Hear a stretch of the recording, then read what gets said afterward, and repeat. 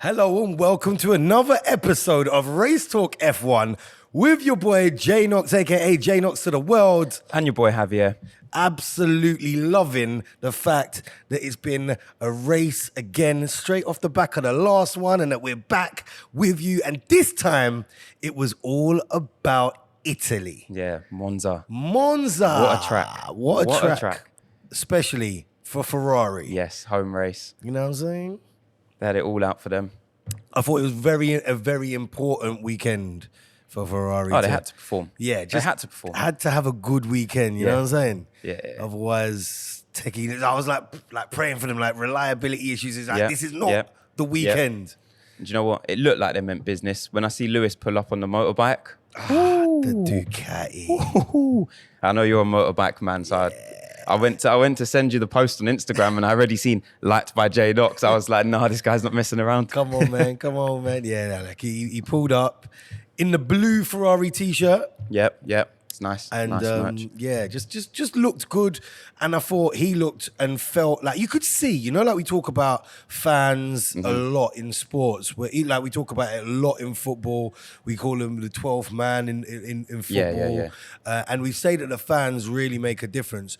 In Monza this weekend, for me, I was like, I can really see how the fans have lifted the whole Ferrari mood. Yeah. It's almost like football ultras, right? Like they meant business. Yeah. Like they turn it up in numbers. They're loud. This is their thing. In the interviews with all the fans, I was watching like Thursday, Friday, and like between practice, watching them interview like loads of the fans. Bro, this is a religion to them. Yeah, it is. No, it is. Like, it is. And they were all just like, yeah, Ferrari are not doing that well at the moment, but we don't care. Yeah. It's Ferrari. This is our thing. And This is our team. Yeah. We bleed red. Yeah. I mean, we all do, but still, you know what I'm saying? It's not like when you go Silverstone, right, and you see Lando fans over there, Lewis fans over there. It's just pure red. It's Ferrariville, mate. It was phenomenal. But I love it. It must be great to be a part of. Yeah, so it's a culture, a feeling, and I think Lewis obviously felt that, like from the beginning to the end, even like after the race, and I see his he obviously it's not like he had a stunning weekend or anything like that, but you saw him in the end, like celebrating with fans, waving and stuff on the driver parade previously. Yeah, was it last week or was it before the summer break? He was sat in the corner on his own, and Kimi went over and was chatting to him. Yeah, it might have been last week. On the driver parade, and you were like, what's man, going on? Like he's Lewis, down in the dumps. Right? This time round, Lewis is out. He's getting interviewed, and he's got his phone out. And he's filming all the fans, and he's like, I just really want to capture this. Yeah. Man, it was good to see. It's a nice change of energy for him. I think that's nice because also, I don't really think he's faking that either. Lewis is one of those guys, if you don't want to do something, he's not doing it. Or if he is doing it, you'll see his face. Like he wears his heart on his sleeve. Yeah. So when you see him genuinely happy and genuinely interacting with the fans, it's just lovely to see. I think that impacted him in the race. Obviously, he had a better weekend, I would say, than what maybe he's been having recently. I think it, definitely pushed him. Did you watch practice? I watched practice, the highlights. I didn't watch it all. Sort of mulling around the idea of, previous to the race, there's been some talk about making races shorter and getting rid of practice from some higher ups in F1. Leave it alone, man. There's that kind of discussion. And I'm not really a practice man, I'll be honest. Yeah. I'm a bit like, it's just practice. Like what? And I always find, people say, you get an idea of what's going to happen in the race. I think sometimes you just get shocked, mate, and people are sandbagging all the time. Ferrari I don't know. on FP1. Yeah. So I'm part of the Gen Z get rid of practice people, right? But on a weekend like this, where you say, the fans, like this is their religion, getting an extra chance to watch the cars go around on the track, seeing your favorite driver. Some people can only make practice because they can only afford to go to practice, for example. It does make sense why we have practice, and I think it's nice. And obviously then you get the rookies that get a chance to drive during practice as well. So I think I'm part of you got to keep practice, even if it might not be for everyone. I think you got to keep practice. Yeah, I think for me, I got a bit of an insight when we was at Silverstone. I think this year, or maybe probably this year in particular. Like I just saw something different at practice. I saw the different strategies, like the FP2 being all about preparing for qualifying, for example. Yeah. FP3 being a different kind of practice because it's like, right, let's try different things for the race. And it was just, I thought it was quite interesting and real, because before I just thought practice, it was 3 practice sessions. Practice 1, practice 2, but being there and kind of being just a bit closer to it all, I was like, okay, cool. They're literally setting the car up differently, experimenting, and they're thinking about things. And it got me into that mentality. I was like, not even thinking about the race during FP2. I'm not even thinking about it. I'm just thinking about qualifying. I'm just thinking about that. And then, so I'm like, you have to keep practice, man. Yeah. Like sometimes people just want to change things for the sake of it. Yeah. Making races shorter? What do you reckon? I think you might need to make them longer. I agree. Because I agree. Having a race like this weekend where people like didn't need to stop the whole race. Yeah. What was it, like a sprint? Yeah, literally. And Pirelli tyres are a joke, man. I don't know what happened this weekend with like people not having to stop. It's a great advertisement if you want Pirellis on your normal car, but for the sport, they got to change the compound hardness because that was ridiculous. Yeah. I told you I just put 4 new tires on my car, bruv. Were they Pirellis? They were not Pirellis. They're Bridgestones, mate. you know. Okay. They're Bridgestones. It's still like 9 bills for a full set. And they didn't do it. Should have got some F1 tires, bro. They didn't do it in 1.9 seconds, and they didn't do it in 5 seconds either. But we'll get to the pit stop conversation in a little while. Where did you watch qualifying? So qualifying just at home. Yeah, at home. You? Qualifying, I don't even. When did I watch qualifying, bro? I'll be honest. Look. This weekend's a blur. I haven't even been home. Like it's been like bare wristbands, O2, Brighton, Ministry of Sound, and then F1 Arcade. I was like went straight there on Sunday. J Knox to the world, man. To watch the race. So qualifying was somewhere in the middle of all of that, and then the race I watched live at F1 Arcade. And with the train strikes, it was probably a little bit quieter than normal. But I tell you what, great vibes, great energy, like everyone in the room, and the beginning of the race, which we'll get to, but you could feel like great energy in the room, everyone cheering, and that first lap was mad. But qualifying, I think I was catching up on that. I was catching up on that. And again, you mentioned that with practice, sometimes you just get shocked in it. So I've seen Ferrari 1-2 in FP1. I've got gas. You know what I'm saying? It's Monza. I'm like, here we go. But yeah, it weren't really like that. I thought Kimi was just going to have a mare in qualifying. After seeing him in practice and last week, I thought... Well, this is it, right? If you're going to get the mistakes, like what did he do? Bank his car in... FP2, I think it was, yeah. But if you're going to make these mistakes, make them in... It's what practice is. That's what it's for, isn't it? Learn the limits. And I think like Kimi did pull it out. I feel like you've had a bit of a, I don't know about Kimi moment like over this past couple of weeks. But he's not. He's still doing the business when it needs to be done to an extent. I think like he's pulling it out. Like in qualifying, he put in a good effort. Yeah, he came 7th, George 6th. So it's where he's supposed to be. I love to see these cars qualifying together, and we really saw some qualifying togetherness, didn't we? We did. So you had both McLarens, 2nd and 3rd, Ferrari, 4th and 5th. Mercedes 6th and 7th. Lovely. It's lovely. But there's an odd number there. Yeah, I wonder who was on top. I wonder who was on top this week. Who qualified first, Jay? Don't make me do it. Who qualified first? This is painful. This is painful. Listen, Max Verstappen, Big Daddy, pulled out a phenomenal lap. But this is what he does. It's insane. He's just a machine. The man is genuinely a machine. And you had sort of all the commentators and the F1 specialists this weekend saying, "Oh, it's not McLaren's track. Like the car's not built for this kind of track. They're built for high speed corners, so they don't have the advantage." And blah blah blah blah blah.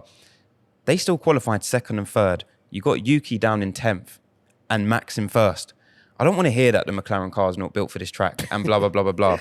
They're miles ahead of everybody else. Yeah. Max is a different breed, man. He's a legend. It also feels like they found a bit of form in this car. And I also think there's something to be said for the fact that they got the car performing so well with the tyres. Like Max on these tyres just seemed to go. I think this is a tyre and Red Bull combination a little bit. But the fact that these tyres were going through this entire race, again, I feel like that's where Red Bull and there's something there. The synergy between like the tyres operating the way they have done this weekend, and because Max is really had a good weekend. I found it interesting. So so Red Bull have made some statements this weekend that sort of in their development strategy as a late, what they've been doing is pretty much just using all the simulation data and going off of computer statistics rather than listening to the drivers. Now they've come out and said, we're no longer going off just simulation data. We're going to use a bit of common sense. That's the statement. We're going to use a bit of common sense. And Max had a sort of makeshift wing this weekend where, you know, he wanted it and there was people in the garage questioning, I don't think we should be doing this. Max said, nah, we're doing this. Yeah. And they've gone with what he said. He's qualified P1. You just need to listen. Like this is where sometimes the sport gets a little bit political. Like stop looking. It's not all about the data all the time. Like data is supposed to help massively, and it does. But I think so often, like people get bogged down with the data. In life in general, to be honest. True. And sometimes you got to snap out of it and be like, yo, we're real people here. These are real racers. They really know what they're doing. Sometimes listen to them a little bit more. What was it the other week when they lost track of Lewis on the track, like his GPS stopped working, they had no data and Lewis has done his own thing? Yeah. Better race. Yeah, this is it. For Lewis. This is it. Sometimes you just got to let man get on with it and drop some of his data, talk out. Maybe that's what Lewis has been trying to do with him, right? Like when he sent them the dossiers and telling them, nah, let's do this, let's do that. Maybe it is just the fact they just don't want to listen to anything he has to say. Yeah, well, Ferrari aren't good at listening still. We'll get to that. But yeah, anyway, qualifying. So yeah, like you said, Yuki qualified down in 10th, which again, we say is not acceptable for these It's rebels. not, but at least he made it to Q3, so it's an improvement to what he's been doing, right? Couldn't believe it, you know. We'll take it. Yeah. What a day when I'm shocked. Yeah. That he's making it to Q3. Yeah. It's mad. Scary. It's mad. See Alonso and Bortoletto in 8th and 9th, which I thought is tasty again. Bortoletto's been doing some driving, bro. Yeah, no, he's the man. He's the man. And they went head to head in the race as well. Like he's putting himself in the mix. They did. He's putting himself in the mix, which is good to see. Whilst we're on Bortoletto, something that happened. I don't know at what point exactly this discussion happened, but Behrman and Bortoletto were sitting down.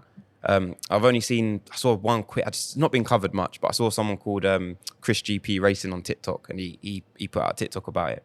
So Behrman and Bortoletto, they were sitting down, right, and they're getting interviewed by a woman reporter, and she goes to them, she asks them the question, so both of you date like normal girls, so why didn't you go for models? Like, why don't you like models? And both of them sitting there like, what? Wild. Like, Jay, if you had a reporter come up to you, right, and interview you and goes, oh, so Jay, you've got a normal girl, why didn't you go for a model? What's your response to that? How do you respond to that? That's such a mad interview question. How do you respond to that?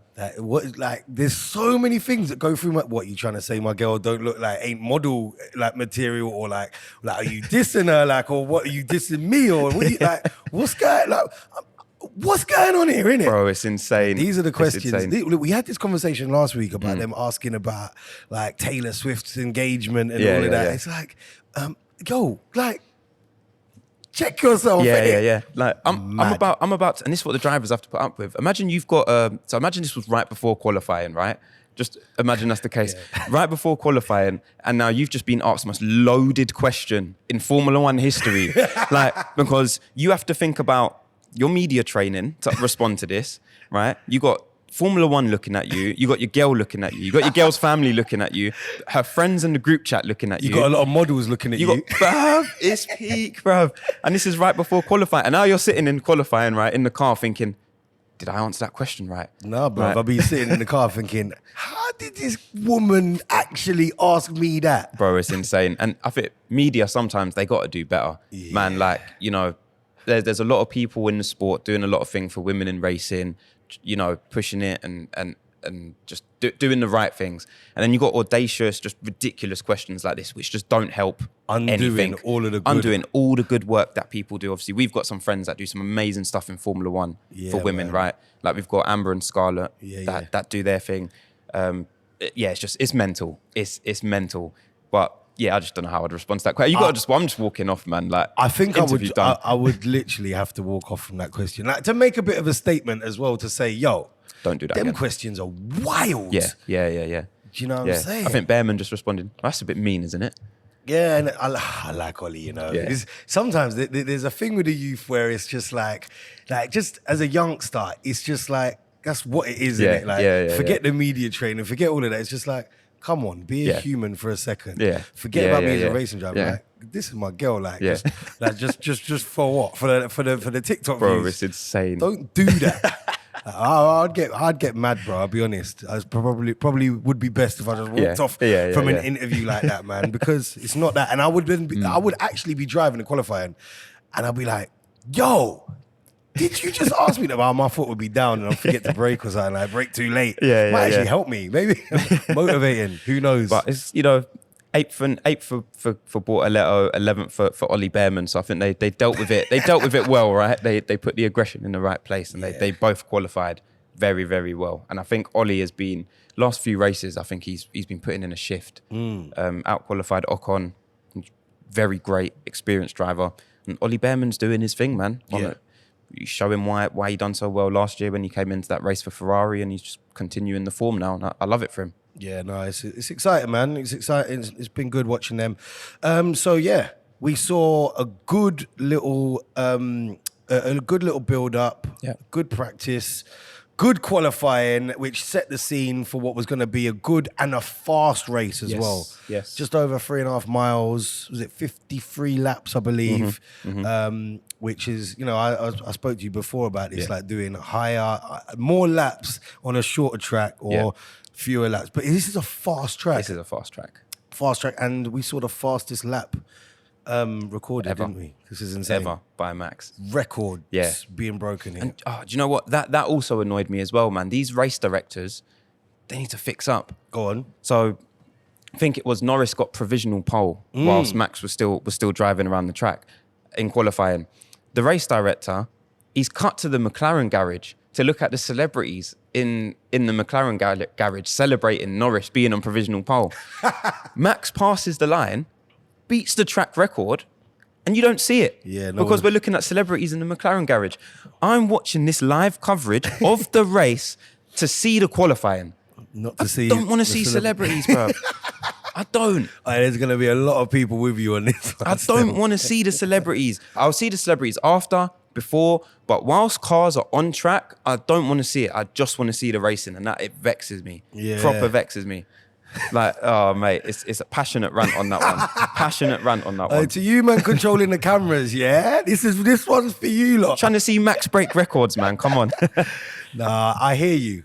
We get a lot of talk about this on the grid walk, innit, about all these celebrities being like very privileged to be in these positions. But grid walk's time for it, to be honest. Oh, I love the grid walk, man. We love to never see get it. rid of that. And it's nice that we had Martin Brundle this time around as well, because I know he's not doing every single one. But a Brundle grid walk in Monza, like I was here for it. Yeah, he's the man, man. I was here for it. But I hear that you're here for the record breaking tracks being seen live. This is it. Average speed of 164 miles an hour. Average, bruv. Average. Yeah, that's insane. That's insane. Fast track. There was a point where Lewis was zinging I think they said it was at 222 mile an hour. Yeah, slowing insane. down to 40 mile an hour Insane. like, up for the I corner. bet drivers must love it. Yeah. You know them ones? Like, we became drivers to do this, innit? This is what it's So for. when I get to drive constantly at 160, sweet. Sweet. That's my track. That's my track. No, credit to them. Glad they didn't have to do it in the rain. Oh, Can you imagine? Insane. But no, we had good weather. It was like perfect conditions, this race. Yeah. It was. So, the race.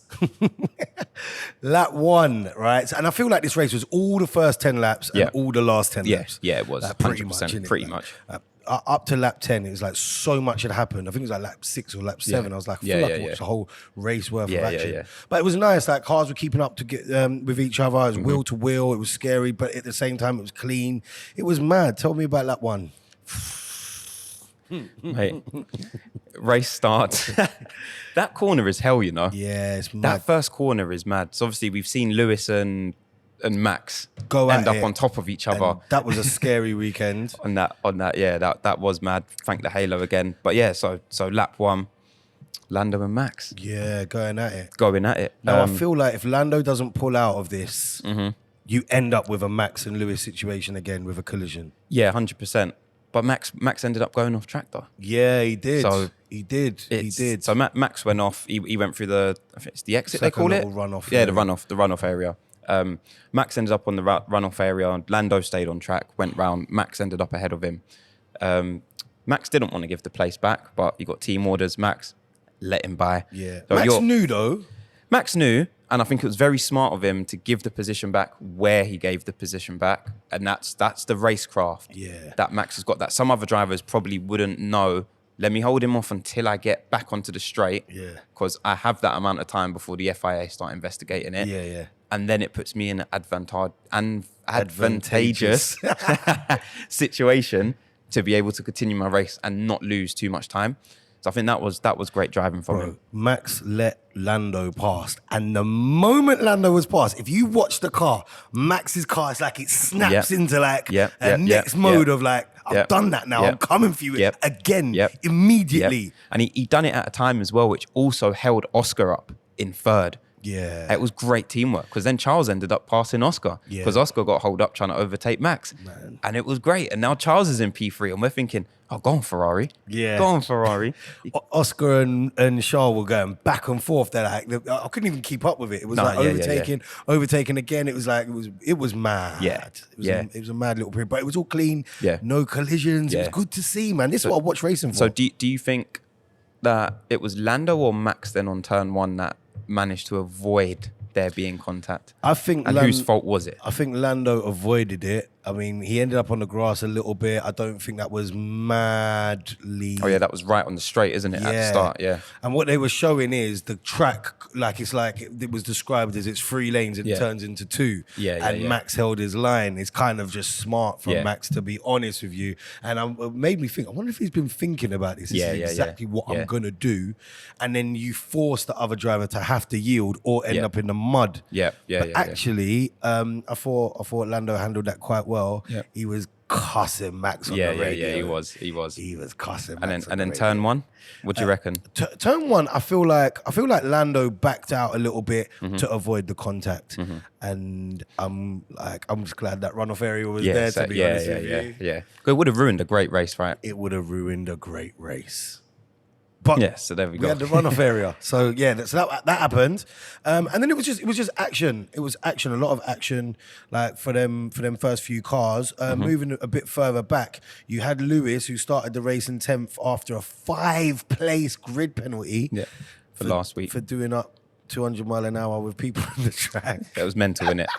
It weren't good. I'm not gonna lie, when you were saying no, it's fair, I was like, I hear you, but was it really? And then I saw the yellow flags, and then I saw the people on the track, and I saw him. I was like, fair enough. He will never do that again. He's trying to flex a little bit. I hear it though. That's frustration. Yeah. So anyway, so you had a 5-place. I did think 5-place grid penalty was quite harsh, but like when you got to carry it into a future race, he qualified 5th. Yeah. Started 10th, and Lewis had a good race, bro. He was climbing up. In fact, I didn't think we saw enough of the overtakes because people were saying you can't overtake. Yeah. There's a lot of advice for these men controlling the cameras this weekend. Yeah, there is. And he finished the race in 6th place. Yeah, man. But he was overtaking loads, and in his post-race interview, you saw like he was where he likes to be. Yeah. Cutting and moving and just overtaking people. He loves it. He loves racing, and he got to do some of that. Makes you wonder if he started 7th or 6th or 5th where he qualified. What he could have done. What would he have done? Like he was overtaken, and another one for you camera operators, or you camera controllers, bruv. I'm gonna have to wait till Drive to Survive to see what George Russell's got up to this season. Oh, mate. Man, ain't seen him, bro. The entire race. We ain't seen no George Russell, apart from when Lewis looked like he was chasing him. And I think they should have gone for the undercut to try and overtake George, because the Mercedes are too fast to catch. Yeah. We had this, was it last week? Before, was Lewis retired? Yeah, but before he retired. You had him chasing after George again. Yeah. And realizing the Mercedes is too fast to catch, right? Yeah. But you can get up to the Mercedes and you can kind of get on his nerves a little bit, put him on top, but you're not going to overtake. But it's an undercut. It's a strategy thing. Yeah. It's the only time we see it, George. Yes, mate, it's the ridiculous. back of his car when Lewis is chasing It's him. ridiculous. Like, he's consistently at the top of races and you just don't see him. He's at best of the nearlies right mate, now. Mate. Like fourth, fifth. But we just consistently good driving, but we just don't see nothing of the guy. But fair play to him, isn't it? Like, he's putting in great performances. This is nothing about him. Consistently great performances. I'm just saying we don't see him. We don't. There's nothing. You got to press the red button on Sky and do the driver cam. That's the only way. Oh, it's mad. I find it mad. But yeah, so I think a little bit of a strategy choice by Ferrari that could have been a little bit better to give like Lewis a bit more of a chance to have done something there. Mercedes, though, I mean, we see a lot more of Kimi than we see of George. That's because he's a terrorist on the track, bro. You see a lot more of Kimi. He's a terrorist. He's a terrorist Active. on the track, innit? Active. He got a 5-second time penalty this race for driving erratically. This is mad. Like, it's just another thing to the Kimi catalogue at the moment. The catalogue is getting long. It's just bad. And he got his first public criticism from Toto this weekend. I think Toto came out after the race and just said it wasn't good enough. He made too many mistakes this weekend. That's a bit worrying for him, I think. Maybe he needs it. Obviously, we've seen it work with Isaac. You get called embarrassing, now you're a podium. Now you're a podium finisher. Maybe that's what he needs. I feel like it's different. I feel like maybe it's the team or the person that called Hadjar embarrassing. You kind of look at it and be like, just allow it. It's coming from the Red Bull top dog. It felt a bit like that. Whereas Toto's always he's a lot close. You feel like he's a lot closer. To Kimi's like his son, innit? That's what it feels like. It feels more like that. And so for him to say something like that, it feels a bit more like, oh no, I got to take this seriously. It's not a matter of, you're just talking. This is actually like, man, because you feel like Toto's the first person to defend. Yeah, he is. His drivers. So for him to come out and say something like that, he's getting a bit frustrated. Yeah. He still finished in the points. He finished 9th. I think Mercedes are probably thinking, what could have been if you didn't make those mistakes? I'm just saying, no one's called Yuki Tsunoda embarrassing, innit? Right, he finished 13th this race, out of the points after qualifying in 10th. I'm just saying, it's not a good look. He didn't finish in the points, and you got people like Behrman, Hadjar, like going for points. Like this is mad, mate, bro. Hadjar started in the pit lane after making changes to the car, and finished in 10th. Got in the points. Might be driver of the day for me, you know. Yeah, maybe. In a circuit you can't overtake on very well. Yeah, crazy. And some of the drivers that he's gone past as well in there, like Carlos Sainz, like Yuki, like Behrman. You're not overtaking scrubs. Well, we didn't see enough of it. You're not overtaking scrubs. I need to sit in a van where they're mixing these camera angles. And you've gone past your teammate in Lawson. Yeah, that's a big one. That's how massive that is. You've started in the pit lane. You've overtaken your teammate.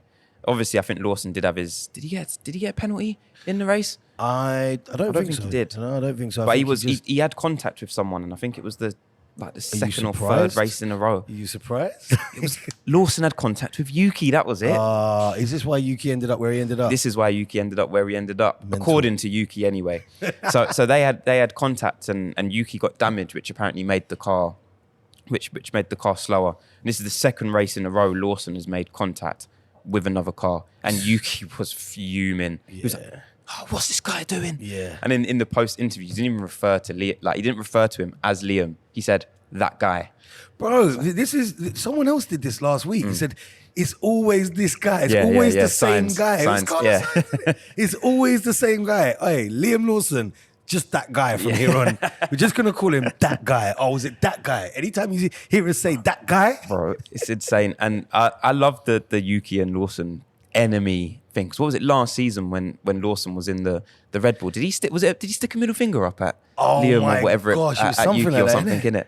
Do you think that this is just like just going to be a long-standing like beef, kind of orchestrated by Red Bull for swapping the drivers and giving Yuki the promotion that's turned into a demotion in support? It seems. I don't think Yuki goes back to racing bulls though. I think that's the scary part. I think that's the only. Where'd you go from here?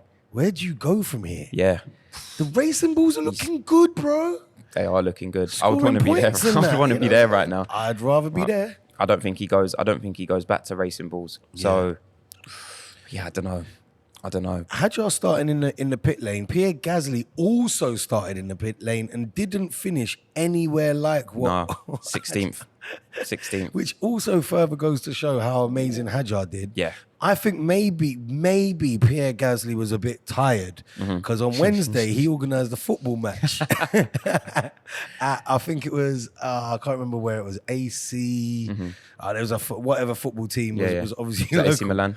I don't think it was Milan. AC Milan. I can't remember where it was. But anyway, he organised a football match for himself, and I think he said about 30 people turned up. Nice. Like race engineers. Yeah, wicked. Didn't really see what other drivers were there, but I did see some techers from Pierre Nice. Gasly on the pitch. I was love like, that. I love that. to see this. Hey, where's my invite though? You know what I'm saying? and they had like the body cams as well. Yeah, so wicked. saw Oh, some nice. Different, dropping a little shoulder and Yeah, going past. yeah. I said, this is kind of cool. But yeah, then he finished 16th. Yeah, mad. Mental. Silverstone next year. Pierre, if you're on it, Hey, we're balling. come on. I'll set up a match. We're balling. Yeah. But after finishing 16th, I don't know if he'll do that again. Maybe not. He Good way to train. he started from the pit lane and overtook his teammate in Colapinto. Fair enough. He might all get fired next year. Colapinto, you reckon? Yeah, he's just not done nothing the whole year. All these rookies can't all make it. They can't. They can't. Yeah, In my opinion, they just can't all make it. And that just might be. So you're saying Colapinto for the chop. Mad thing. I can't remember one thing that he's done. Like, I know that might sound mad harsh, but you ask me name a memorable moment from Colapinto this year. Yeah. I can't tell you one. That's a bit sad, to be honest, because these men are in F1 because they're good. I don't know, his car's not great. This is it. Is that the problem? Well, we've seen Pierre pull off moments of magic, right? Pierre's Getting the points mad a couple of times, experience, though. but he is a Isn't mad he driver. He's won at he's won here as well. Yes, yeah. I think he won from 10th place. Like There you he go. won at Monza. There you go, innit? This is why I love racing here, because he done that a few years ago. And then compare that race to this race. It's like, it was very, very different. Even though this race could have gone differently. Yeah. This race could have gone yeah. differently. I see man dumping gravel on the track.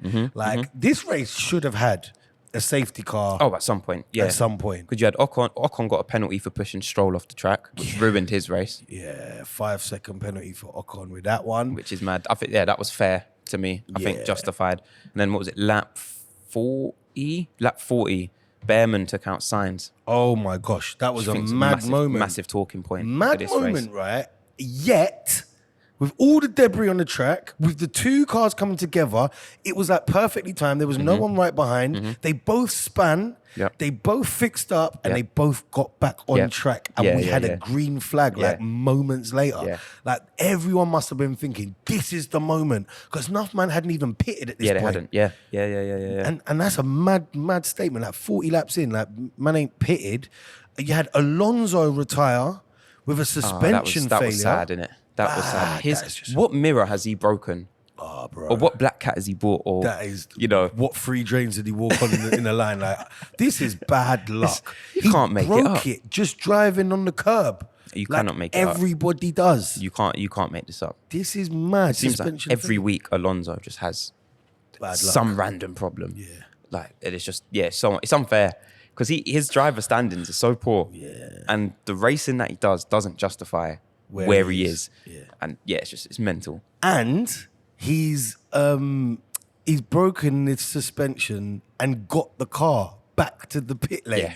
Like, this shouldn't happen, Yeah, innit? yeah. He should like if you had to write this, Mm-hmm. his suspension breaks on track, he breaks down on track, Yeah. you get a safety car, Yeah, his yeah, car yeah. gets recovered, McLaren get a free pit stop. Yep, Like yep. everything changes. Yeah. It's But true. it didn't happen. It's mad. And when you saw all these people dumping gravel on the track, I thought it's just going to get to the point where it's going to be too much. I think Lando did. There's a bag of cars did it. Yeah. But there was just still not even a virtual safety car. And what Max's team was saying at Red Bull is just keep eking out a lead, keep going for it, keep going for it. Anything can happen. And it's true. But it I mean, just went to Hulk plan. didn't even get to start the race because his car broke down in the formation. Hulkenberg. Like, That's how bad. lucky do you get with that? You just don't see these things happen in F1. anymore, right? So when it does happen, I feel like it's more of a shock to us now. Yeah, you're right. And I mean, it happened last week with Lando's car breaking down. Yeah. Reliability There you go. issue. Yeah. And this time round, it was more bad luck for Lando. Let's talk about it. Let's talk about it. Lando qualified well. He's driven well this race, and he was the leading McLaren out of the two of them, which is essential for him after losing all them points last week of not finishing. Yeah. And now he's battling his teammate Oscar for the championship. It's an important day for him. Yeah. And there is a point where McLaren come to him as the leading car, as is in line with giving priority or the leading car on track position. What do you want to do? We're going to box the cars. Man had options. Yep. So he offered to like, well, should we send the other car in first? Is there going to be an undercut? There will be no undercut, he was told in no uncertain terms from his team. Yep. So he opted for Oscar to get boxed first, and he said he will come afterwards and come into the pits afterwards. They boxed Oscar. Pit stop, perfect. 1.9 seconds. Yep. Rapid. These men know what they're doing. Yep. Flawless. So you think when Lando goes in now... No mistakes. Twos now. Hey, yeah, crazy. So Oscar's come out on track, fine. Lando's gone into the pits. What happened with the front gunner? Bro, it's always the front left. Every team, it always seems to be the front left. The front left. What do you reckon? Rookie mechanic? I don't know. No, he's on Oscar's payroll. Bro. He's on Oscar's payroll. No, I think it was just... Well, obviously, so I think rewatching it, he's put the wheel in and the gun has gone green, which usually means... It didn't look like it had gone green. So people have been saying, I've read, people saying it's gone green. No, I don't know, But I don't know, innit? It looked like it was flashing like a red and green flash. Yeah. And it's like the wheelman at the front had to nudge him, slapped him, bro. Slapped him, woke him up. Put it back on, Rav. Boom. And when he's come off it, it looked green. Yeah. I was like, you can't make it up, innit? The engineer was asleep. Like he just went, yep, job done. He was tired from the Oscar pit stop, like a lap earlier. Yeah. Bro, it's so mad that all the conspiracy theories are out right now. Right. Oscar's payroll, this and that. So 5 second pit stop ruins that whole strategy of whatever. Yep. And now an undercut has legit happened. So now track position, he's come out behind Oscar. Yep. After that, what do you reckon should have happened compared to what happened? So I think things should have just stayed as they are because racing incidents happen and slow pit stops happen. So now you've got Oscar finishing above Lando when Lando had the pick of everything to happen. That's Lando's fault, isn't it? What actually, well, it's not Lando's fault. Pit first. Pit first. I'm in the lead. Why am I helping out my rival? Like what? I don't know what went through Lando's head to decide to pit second. So you think the problem was there? I think the problem was there. Yeah. Like I know it's he could have still had a 5 second if he went in first or whatever. But why are you deciding? Why are you asking? Just is there first. A risk of an undercut and blah? Just pit do first. Your thing. So you're leading this race. Go win it. At this point, should Lando's engineer have just told him, come in, box, that's it. I'm telling you what to do because it's just obvious. Yeah, maybe. Maybe too many options sometimes for the drivers on the track. We've seen it with Lando before, right? When he's got too much going on, he sometimes is a bit, I don't want to say flustered because that's doing him a disjustice to how good of a driver he is. Yeah. But, sometimes we've seen like he needs a bit of coaching through races from his engineer on like, overtake him on this corner or, instructions like that. So yeah, maybe you're right. Maybe he just needed the engineer to go, you're pitting now. He's thinking about too much. Like, what? Why are you asking about Oscar? That's your championship rival. I don't care what he's doing. I'm pitting first. I'm getting the tyres. I'm doing the undercut by going first. Allow all of that talk, man.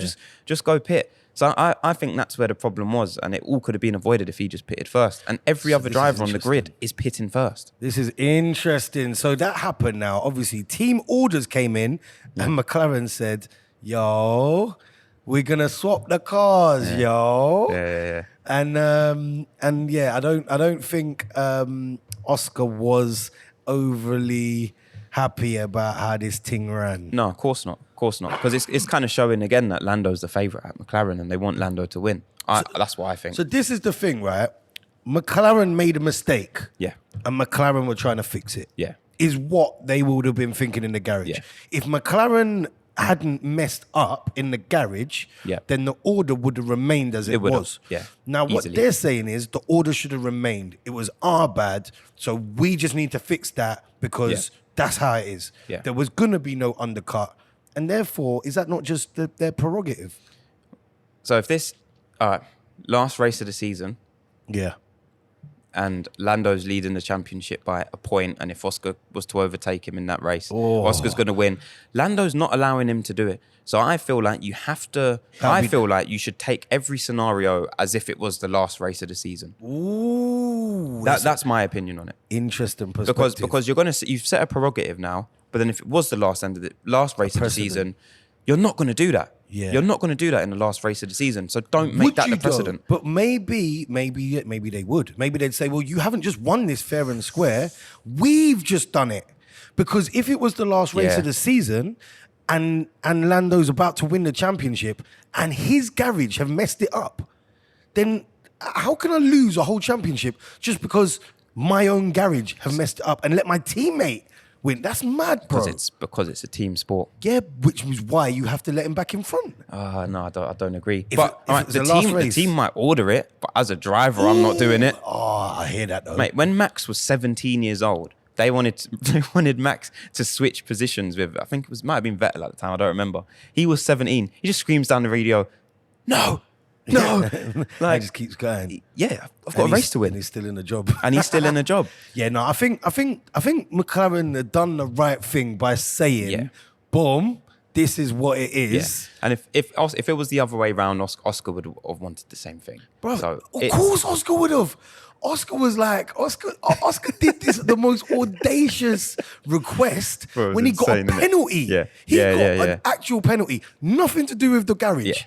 FIA issued him with a penalty. He decided that penalty was unfair. And if you, man, think it's unfair as well, then you should switch the drivers. So Oscar can't really complain. He can't complain. That was his request, and they said no. Which is why, in this situation where it was a McLaren mistake, bro, see as the front gunner, or see as the like Stella who's running that team. All man wants to do is fix my mistake. If I've got an opportunity to fix my mistake, and it's as simple as saying, "You man swap," I'm gonna issue the order. And I think that's why obviously Oscar made a dig at it. But he didn't moan too much. He didn't whinge too much. He swapped the cars straight away, and he just got on with it. What did he say? I can't remember what he said. He said something along the lines of, "Oh, well, I thought we said that pit stops wouldn't this wouldn't happen with pit stops or whatever," and and he said, "Oh, but all right." But if you lot really want me to, then go on then. Yeah. but he done it, and that's a stark comparison to. So I think the team made reference to Oscar's first ever Formula One win. Listen, that reference was mad. Yeah, that was like last season. Yeah. Like it was 2024, wasn't it? It was I love the fact that they knew what kind of person they're dealing with in Oscar. And they it's like they had to sell him the idea of giving the place back to Lando. I was like, how are you not referencing? Now man's driving 200 mile an hour and you're making me think back to some race in a different season. That's wild. It is wild. But it does make sense, right? And I think McLaren have been pretty consistent with them decisions, right? And what they're going to do. I love the fact that he said, after that, you're free to race. Shut up, bruv. The racing's it's done now, after that. It's done. Don't tell me about I'm free to race after I let him by. Like, talking rubbish. Bro, it's funny. Dead. It's funny. I found Max and his engineer afterwards, man, cracking me up. So this is like stark contrast. You're saying like Lando's got too much to think about. Just tell him what to do and concentrate on racing. And in the other car at the front, Max is just like, what's going on back there? What, he's saying slow pit stops, yeah? Mad thing. What, they're swapping drivers? Full banter, full conversation whilst he's 20 seconds ahead of everyone. What they're swapping drivers because of that? They're moving mad, he's laughing during a race. Yeah, and saying that he thinks it's mad. Have you ever heard a Formula One driver laughing and joking around during a race? Down the radio. Bro. Crazy work. No, it's insane. And then you had his engineer go, all right, Max, let's bring this home. No risk. Oh, bruv, that's the rudest message in like. Max goes, no risk, full push. Nah, honestly, the engineer, bro, the whole Red Bull team, their heartbeats start going dun dun dun dun dun dun dun. The Red Bull radio is so rude. Bro, it's funny. It's funny. So but rude. yeah, how can you say it. no risk, bro? No risk. So and then Max just goes, I'm going to push then. Yeah. Let's see how much we can win this race by. It's just rude. And that's the challenges he sets in his head, I think, when he's like 20 seconds ahead. Otherwise, I think he'll just get bored. Yeah. No, I hear it. And these men have got to keep themselves entertained. This is it. But do you reckon the title challenge for Max is back on? No. No, I don't. I don't think you ever write him off. Yeah. Don't get me wrong. I don't think you write him off. But I just don't, because I just think McLarens are so superior. Like the McLarens have been, and Red Bull are in and out of form. Yeah. And I think this is massively, I said this earlier, this is a tyres thing. Like these tyres ain't even supposed to operate like this. These tyres are, you're supposed to need to pit after 30 laps or so. Man ain't supposed to, like, you got drivers pitting on the last lap because they have to as a matter of obligation rather than because they actually need a new set of tires. So I just think that the whole combination of things just favored the Red Bull, but I don't think the Red Bull is going to be good enough, like consistently between now and the end of the season to combat. I think what the McLarens have got. For him to win, he needs to win every single race. Both McLarens have to have at least one DNF, and I think Oscar has to finish third. Or below for the remaining races. That stack of events. This is like doing an accumulator. Yeah. I'll put £1 on that because I might win like 50 grand or something. It's one of them ones, isn't it? If Max pulls this off, I reckon he retires end of the season. I reckon I'm gonna go put £1 on it just in case. Like, I'm just saying, just in case. Bro, you reckon he would? If you do this right, there is nothing left to do in Formula One. If you pull this off and beat them McLarens and come back from this deficit, there's nothing left to do in Formula One, bro. What am I racing for after that? You've just etched yourself probably as the greatest driver ever, undisputedly, if you do that this season. Because everyone knows how great the McLarens are. Plain as day to see. You can't overcome it. It's impossible to overcome this deficit, right? I think this weekend, Max has shown himself to be, like, currently the greatest driver. Like I'll give him that. But not ever, yeah?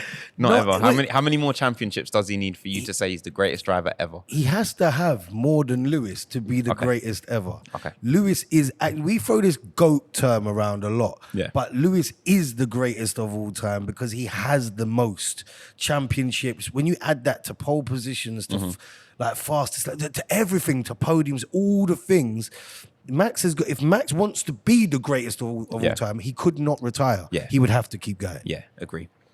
But at the moment, I'll give it to him because we've broken some records this weekend. Question: Prime Lewis, Prime Schumacher, Prime Max, right? The aliens have got the death beam pointed at Earth, and they ask you need to pick one of them 3 drivers to win the race. Yeah. Which one you picking? Ah, man. This is all like equal. So they've got equal. Same like car. They've all got the same car. They've all got the same car. All the rest of the drivers on the grid have got the same car.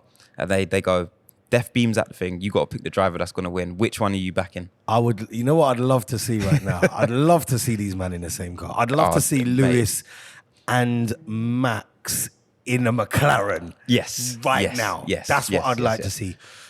Prime Schumacher, you brought something to me there. I don't know, because Schumacher is a beast. I mean, I was almost scared you were going to say Senna there because Senna was. You can add him to the mix if you want. No, I don't want to add no one else in this. Like, he was aggressive, bro. Yeah. Seriously aggressive. But you know what? I will go for Lewis. Cool. And I'll tell you why. I think Lewis has proved himself, obviously, to be an insanely great driver. I think even watching him this weekend, overtaking is his bag. But I think Lewis has got enough risk in him, but risk averseness. I think that in that race, Max would wipe himself out trying to win. And I think that Lewis would avoid the situation and win, in my opinion.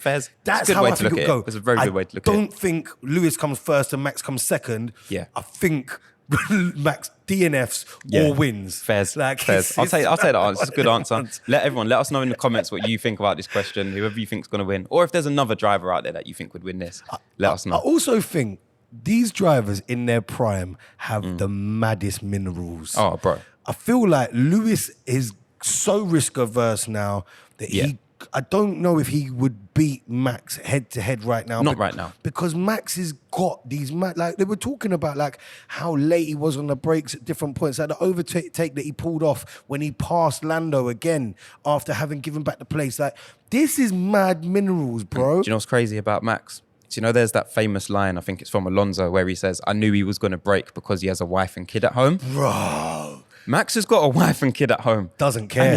He does not care. He'll leave them. He's not braking, bro. He's not braking. I don't know if you see it. It was maybe like a month ago, a couple of weeks ago now. He was at a golf track and he was driving a golf cart, right?